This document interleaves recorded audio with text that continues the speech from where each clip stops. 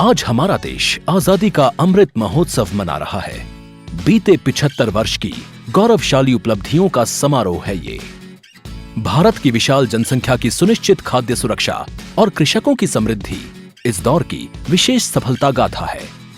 और इस कामयाबी को साकार करने में कृषि भंडारण की वैज्ञानिक संरचनाओं के विकास और इससे जुड़ी वित्तीय सुविधाओं ने अहम योगदान दिया है।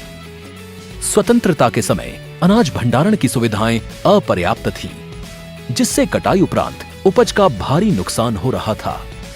रिजर्व बैंक ऑफ इंडिया द्वारा गठित एक विशेषज्ञ कमेटी ने सन 1954 में अपनी रिपोर्ट में the national cooperative development and warehousing board और ऑल इंडिया वेयरहाउसिंग कॉरपोरेशन के गठन की सिफारिश की। इसे लागू करने के लिए संसद द्वारा 1956 में agricultural produce development and warehousing corporation अधिनियम भी पारित किया गया। इसके तहत देश में पहली बार एक त्रिस्तरीय सार्वजनिक वेयरहाउसिंग प्रणाली की बुनियाद रखी गई, जिसके अंतर्गत राष्ट्रीय स्तर के बाजारों के लिए CWC, राज्य स्तर के बाजारों के लिए SWC और ग्रामीण स्तर पर सहकारिता क्षेत्र में वेयरहाउसिंग के विकास की सिफारिश की गई। ये भी सुझाव था कि ये वेयरहाउस जमा उत्पाद के लिए एक नेगोशिएबल वेयरहाउस रसीद जारी करेंगे, जिसके आधार पर किसान बैंकों से आसानी से लोन प्राप्त कर सकें और उपज की खरीद बिक्री भी कर सकें। इससे कृषि भंडारण की सुविधाओं में सुधार और विस्तार हुआ। परंतु नेगोशिएबल वेयरहाउस रसीद को एक कानूनी दस्तावेज के रूप में स्थापित करने के लिए कोई कानून सम्मत व्यवस्था नहीं थी। सन 2001 में एक महत्वाकांक्षी ग्रामीण भंडारण योजना लागू होने से कृषि भंडारण का परिदृश्य बहुत तेजी से बदलने लगा। इसके अंतर्गत किसानों, कृषक संगठनों और वेयरहाउस निर्माताओं को 25% सब्सिडी दी जाती थी। देश के ग्रामीण क्षेत्रों में बड़ी संख्या में निजी क्षेत्र द्वारा वैज्ञानिक तौर तरीकों से वेयरहाउस का निर्माण किया जाने लगा। इससे देश में वेयरहाउसिंग के नियमन के लिए एक राष्ट्रीय कानून की आवश्यकता अनुभव की गई। सभी संबंधितों के साथ गहन चर्चा और विचार विमर्श के बाद संसद ने सन 2007 में वेयरहाउसिंग विकास एवं विनियमन अधिनियम पारित किया, जिसे सन 2010 में लागू किया गया। इसके अंतर्गत देश में वेयरहाउस के विकास और नियमन के लिए warehouse development and regulatory authority यानी WDRA का गठन किया गया। अथॉरिटी द्वारा निर्धारित मानकों के आधार पर वेयरहाउस का पंजीकरण किया जाने लगा। पंजीकृत वेयरहाउस द्वारा मान्यता प्राप्त निगोशिएबल वेयरहाउस रसीद जारी की जाने लगी, जिन पर बैंकों और वित्तीय संस्थानों को भरोसा था। पंजीकृत वेयरहाउस की बेहतर पारदर्शिता और विश्वास के कारण देश भर में अथॉरिटी के अंतर्गत वेयरहाउस पंजीकरण होने लगा।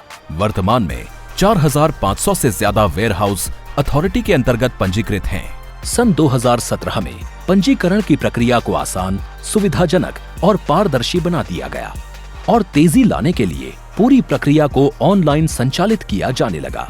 पंजीकरण से पूर्व अक्रीडिटेशन की शर्त खत्म कर दी गई और पंजीकरण आवेदन WDRA में सीधे जमा होने लगे।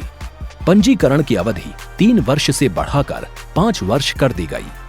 आवेदन शुल्क और सिक्योरिटी डिपॉजिट की राशि को अधिक तर्कसंगत बना दिया गया और सभी प्रक्रियाओं के लिए एक अधिकतम अवधि निश्चित कर दी गई, जिससे पंजीकरण में लगने वाला समय काफी कम हो गया। कोऑपरेटिव व FPO द्वारा संचालित वेयरहाउसों को प्रोत्साहित करने के लिए पंजीकरण की आवश्यकताओं में छूट दी गई। पंजीकरण पूर्व या इसके पश्चात WDRA द्वारा वेयरहाउस निरीक्षण की व्यवस्था भी की गई। अब तक 1100 से ज्यादा किसान उत्पादक संगठन, primary agricultural cooperative credit societies और स्वयं सहायता समूह अपने वेयरहाउस को अथॉरिटी के अंतर्गत पंजीकृत करा चुके हैं। इससे उनके व्यवसाय और लाभ में तेजी से प्रगति हुई है। किसानों व अन्य जमाकर्ताओं को भी काफी फायदा हुआ है। अथॉरिटी के अंतर्गत वेयरहाउस के पंजीकरण से अनेक लाभ हुए। वेयरहाउस में जमा उत्पादों के सुरक्षित व वैज्ञानिक भंडारण को सुनिश्चित किया गया। इनके द्वारा जारी निगोशिएबल वेयरहाउस रसीद के आधार पर किसानों या जमाकर्ताओं को बैंक से ऋण मिलने लगे। रसीद पर उपज की गुणवत्ता और श्रेणी दर्ज होने से बिक्री आसान हो गई। भरोसेमंद और सरकारी बाजार स्रोतों के आधार पर रसीद पर भंडारित उपज की कीमत दर्ज की जाने लगी, जिससे बिक्री या ऋण लेना आसान हो गया। WDRA द्वारा पंजीकृत वेयरहाउसों में कार्यरत श्रमिकों को निशुल्क प्रशिक्षण दिए जाने से इनके द्वारा कुशल सेवाएं दी जाने लगी और उपज तथा इनके मूल्य को लेकर विवादों की संभावना भी लगभग खत्म हो गई। डिजिटल इंडिया अभियान के साथ कदम मिलाते हुए WDRA ने सितंबर 2017 में इलेक्ट्रॉनिक निगोशिएबल वेयरहाउस रसीद ENWR जारी करने की शुरुआत की। प्रक्रिया के सुचारू रूप से संचालन और प्रबंधन के लिए 2 repositories, national electronic repository limited NERL और CDSL commodity repository limited CCRL को प्राधिकृत किया गया। इलेक्ट्रॉनिक या निगोशिएबल वेयरहाउस रसीद के अनेक लाभकारी प्रभाव तत्काल दिखाई देने लगे। ENWR स्पष्ट जानकारी के कारण दस्तावेजी रसीदों की तुलना में अधिक पारदर्शी हैं। बाजार में ENWR की साख अधिक है क्योंकि इस पर उपज की गुणवत्ता दर्ज करना अनिवार्य है। ENWR पर निरंतर ऑनलाइन निगरानी के कारण ये अधिक सुरक्षित हैं। ENWR को बार बार ट्रांसफर करना आसान है। कानून सम्मत होने के कारण विवादों और शिकायतों की संभावनाएं बहुत कम हो गई हैं। ENWR में दर्ज उपज को अलग अलग भागों में बांटकर बिक्री करना या बंधक रखना आसान है।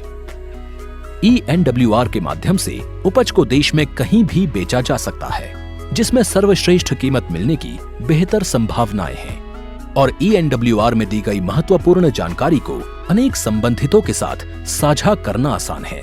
वर्तमान में पूरे देश में 4,85,000 से ज्यादा रसीदें जारी हो चुकी हैं, जिससे किसानों व अन्य जमाकर्ताओं को काफी फायदा हुआ है। जो पहले तो रसीद गुम होने के खतरे होते थे, अब उसमें ऐसा कुछ नहीं होगा। अब तो सीधे बैंक में जाओ और उसको अपना नंबर दो और वो सारा अपना अकाउंट खोल के देख लेते हैं, आपका कितना माल रखा हुआ है, इस पे क्या आपको लोन मिल सकता है, तो उसमें संभालने की जरूरत नहीं है। सन 2018 में सेबी ने भी सभी डिलीवरी आधारित अनुबंधों के लिए रसीदों को अनिवार्य कर दिया। परिणाम स्वरूप NCDEX, MCX जैसे कमोडिटी एक्सचेंजेस में सभी कारोबार रसीदों के माध्यम से होने लगा, जिससे पारदर्शिता बढ़ गई और कारोबार में वृद्धि हुई। निगोशिएबल वेयरहाउस रसीद की बेहतर उपयोगिता और लोकप्रियता के कारण सन 2019 में अथॉरिटी ने एक महत्वपूर्ण कदम उठाते हुए पंजीकृत वेयरहाउसों द्वारा केवल रसीदों को जारी करना अनिवार्य कर दिया। इससे बेहतर संभावनाओं के नए द्वार खुल गए। ENWR को कृषि उपज की खरीद बिक्री के अनेक ऑनलाइन बाजारों में इस्तेमाल किया जाने लगा।